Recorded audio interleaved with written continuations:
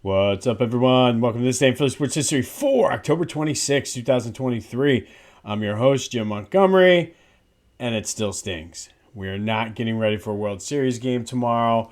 It's just, it's ridiculous to even think and believe that happened the way it did. But at this point, I want to try to put a bow and wrap up the Phillies season for right now. I'm sure as the offseason progresses, we'll get more and more into it. My kids were definitely disappointed yesterday when they woke up. They asked if they won, and they were like, well, what do we do now? And obviously, we have the Eagles, Sixers tip off tonight, Flyers, and all that other good stuff. And they're like, yeah, well, the Cowboys still suck. And I was like, completely unprovoked. And I was like, yes, that is true, but let's try not to say suck, especially when you're at school. But good job. But yeah, I mean, people are asking, oh, how are you taking the loss? And I'm not sure. I feel like in my younger days, it would have been completely different. I would have been miserable and just gone down like, oh, here we go, blah, blah, blah, blah. But I think winning a Super Bowl, the fact that Phillies did win a World Series, albeit 15 years ago, helps take the sting out of it a little bit. Maybe just getting older and having other responsibilities. Don't get me wrong, it still sucks. I'm still pissed about it. But such is life. But it's got me thinking, and I feel like everybody's like, oh, the long suffering Philly fans, blah, blah, blah, blah, blah, blah. And it's a different kind of suffering. And I don't want to get too much into this because I feel like this could be a good episode for a future back or a upcoming Back to the Future. But it raises the question, would you rather be a team like that never gets there? Kind of thinking like, or a city that never really gets to the championship or never really has a shot to win anything. Like, thinking like Minnesota, for instance, Minneapolis. Really, like the Vikings were good way back in the day. The Timberwolves aren't that good. The Wild are in the playoffs, but don't really get far. Like it's a team like that. The Twins always get to the playoffs and then don't do anything, and they haven't won since like 1987 or something. I mean, Cleveland, if you take the blip that LeBron did, was another example. And it's like, would you rather be a city like that you just know going into it you're gonna lose, like a Detroit Lions fan, like somehow they're gonna screw it up and lose, or like a Phoenix team, like teams in Phoenix, like they haven't won. It's just, or San Diego for that matter. And or would you rather be like the Philly teams who always seem to just get right there, get hopes, and sometimes they're the underdog, sometimes they lose to the better team. In this case, they choked. And to be honest, as much as it stings, I think I'd rather not be Cleveland, not be Detroit, not be Minneapolis, not be Phoenix.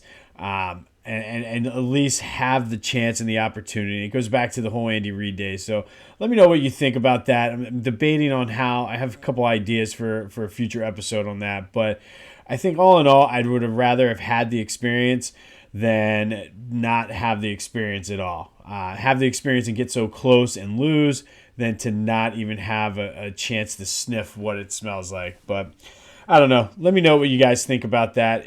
Am I crazy?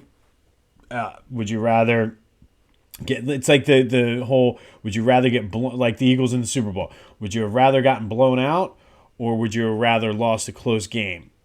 And I mean, obviously it's more fun when it's a close game, more nerve wracking. Obviously, you want the blowout the other way. But let me know what you think. It's an interesting take. I'll put that up on the poll. Put that on my social media, Jimbo_Mont. If you don't have access to any of that on me, shoot me a text message, smoke signal. Just curious to know. And I want to see if it's worth exploring this as a future episode. As I mentioned, the Sixers do tip off tonight.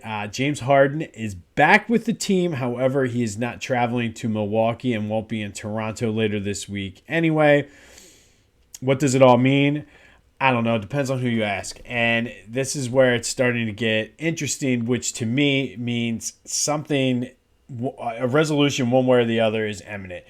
And like if some people are reporting that the trade deal with a trade with the Clippers is close and they're just kind of hammering out, trying to figure out certain things. Some people are saying they're far away. It does seem like, in principle, they have sort of the expiring contracts lined up, the draft pick compensation lined up, and it's coming down to like Terrence Mann or another player, where the Clippers don't want to give up Terrence Mann. The Sixers want Terrence Mann. So, and again, these are all rumors. And again, some people are reporting that they're working, like they have these pieces in place. They're just working out final details. Others are saying they're just so far apart that it's not going to happen.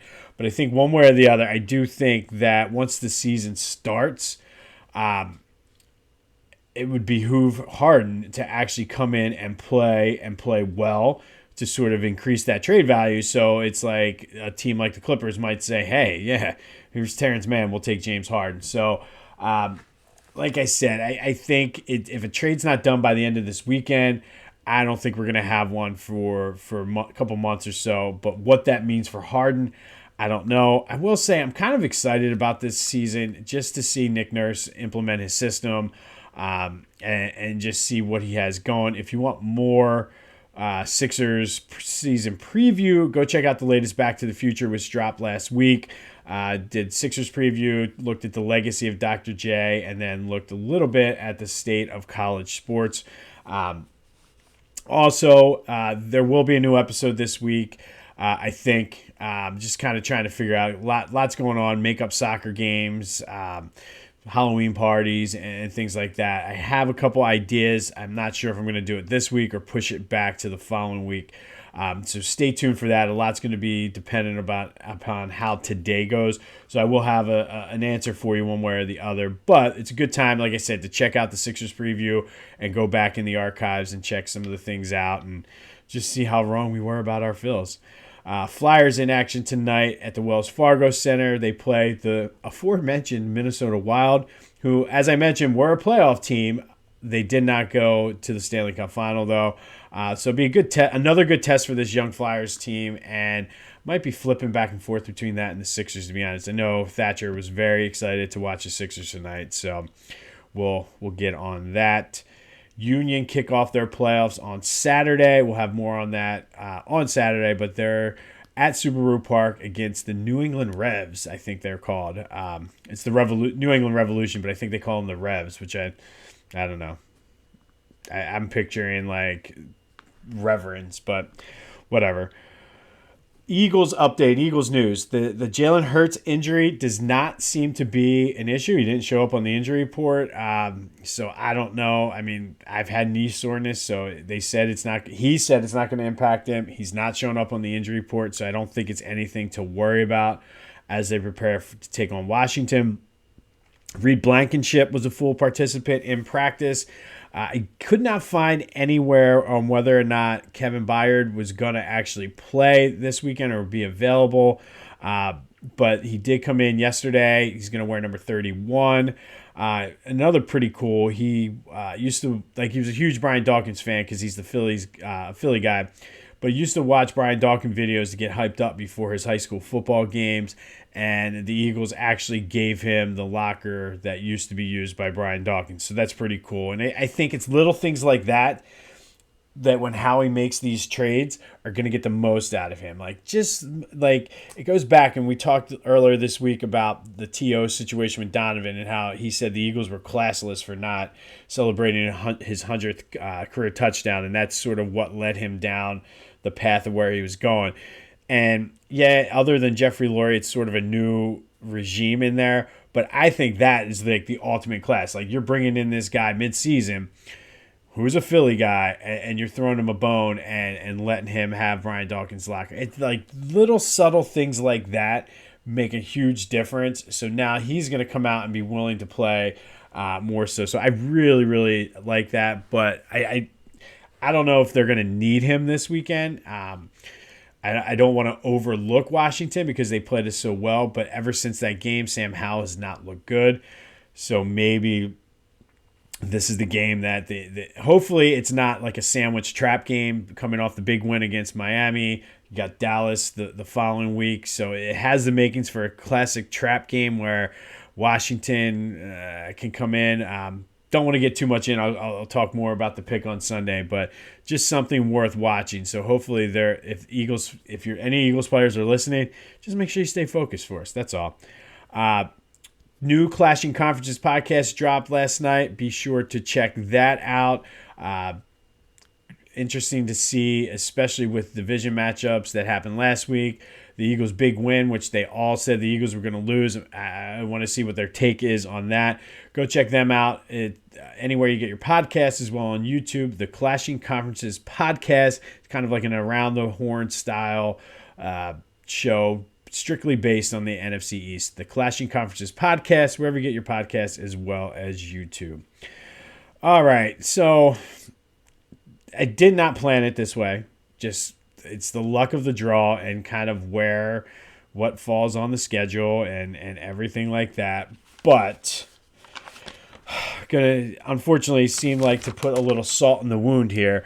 On this day, we're gonna go back to 1911, and on this day, the Philadelphia A's beat the New York Giants 13-2 in Game 6 of the World Series to capture their second straight World Series. Future Hall of Famer Chief Bender was on the mound, went all 9 innings, allowed 4 hits, struck out 5. Brees Lord went 3 for 5 with a run scored and an RBI. Home Run Baker did not hit a home run, but went 2 for 5, scored 2 runs, and had an RBI. Danny Murphy, who was a stalwart for that team, went 4 for 4, an RBI, scored 3 runs.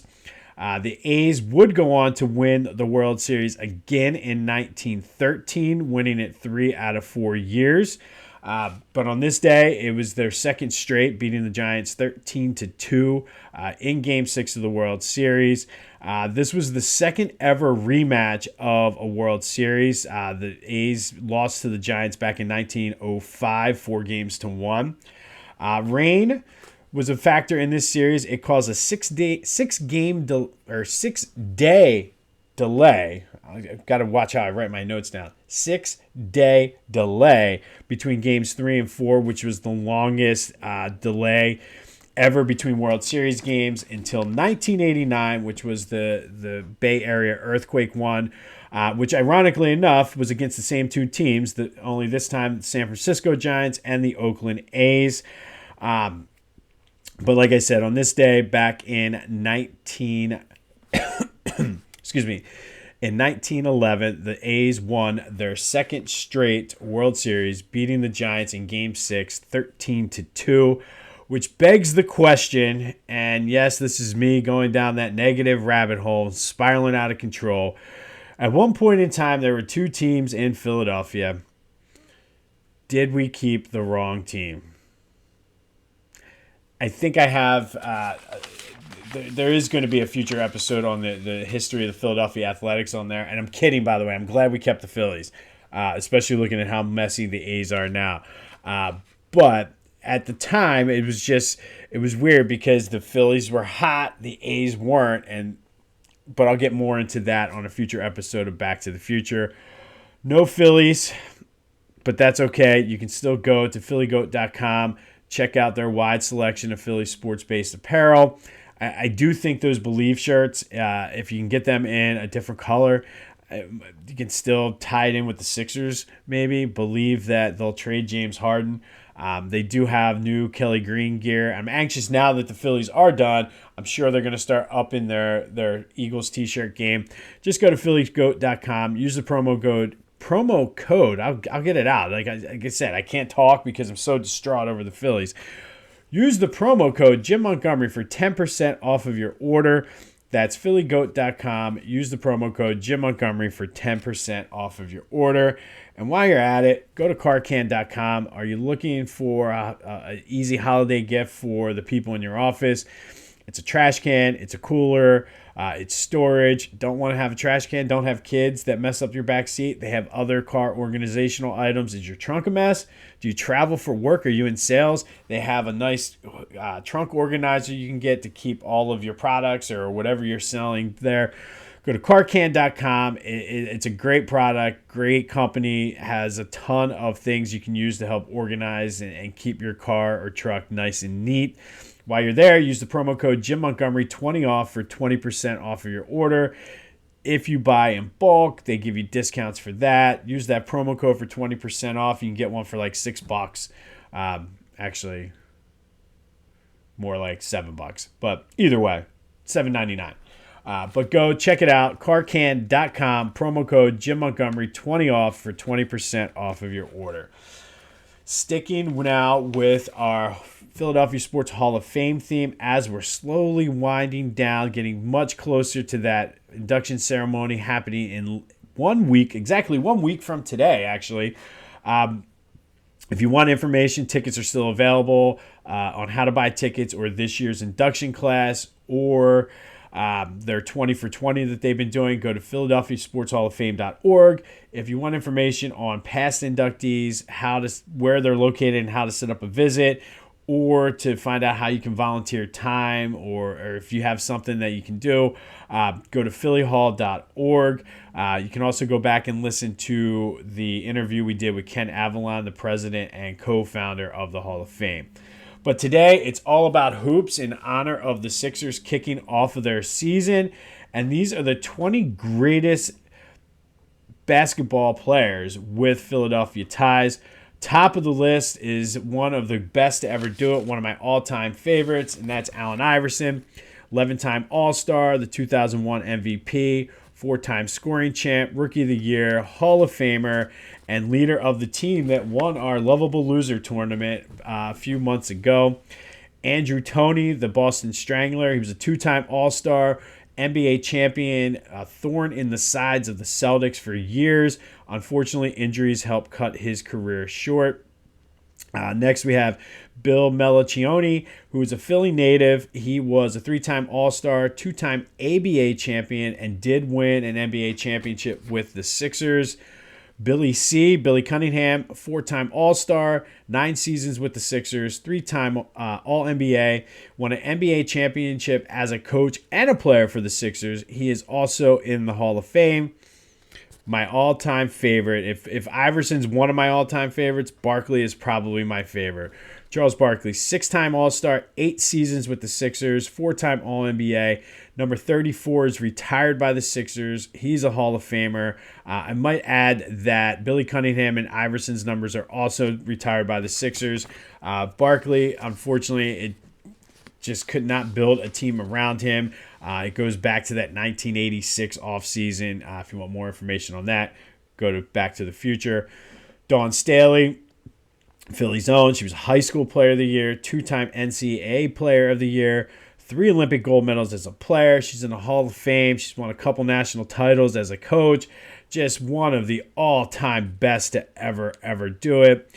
Next, we have another Philly native, Earl the Pearl Monroe, also known as Black Jesus, from the area, college player of the year, 2-time All-American, most outstanding player of the NCAA tournament, 4-time NBA All-Star, Hall of Famer, just one of the greatest. I know a lot of the old heads like to talk about how great Earl Monroe was. Hal Greer, another guy who has his numbers, retired by the Sixers, 11-time All-Star in 11 seasons with the Sixers. He was the MVP. That is they got switched up.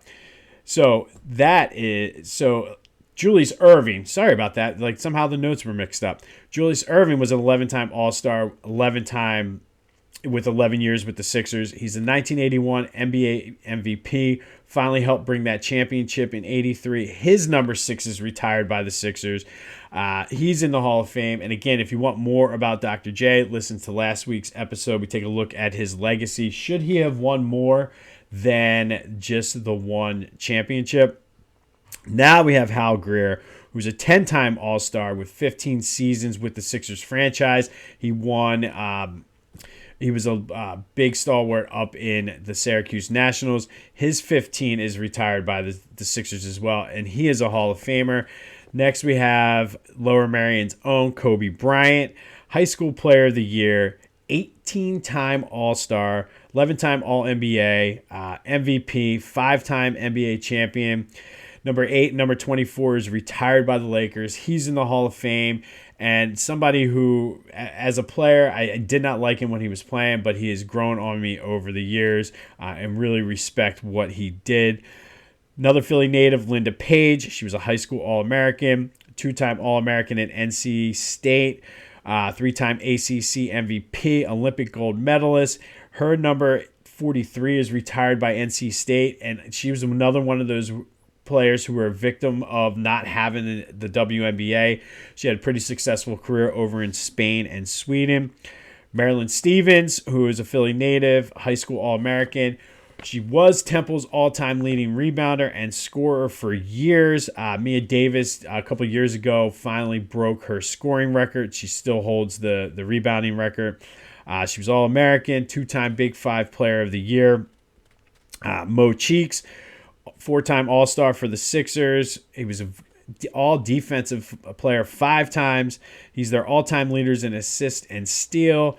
Won the NBA championship. His number 10 is also retired by the Sixers, and Mo Cheeks is in the Hall of Fame. Did come back and have a little stint as a coach of the Sixers, but was put in a bad situation there near the end of the Iverson era. Paul Arizin, another Philly native, college player of the year, 10-time All-Star, 4-time All-NBA. He did win a championship with the Warriors, another Hall of Famer. These next two kind of go hand in hand for their NBA careers, but the next is Rasheed Wallace, Philly native, high school player of the year, 2-time high school All-American, 4-time All-Star, did win that championship with the Pistons in 2005, playing alongside another local guy, Coatesville's own Rip Hamilton, high school All-American, 2-time NCAA All-American.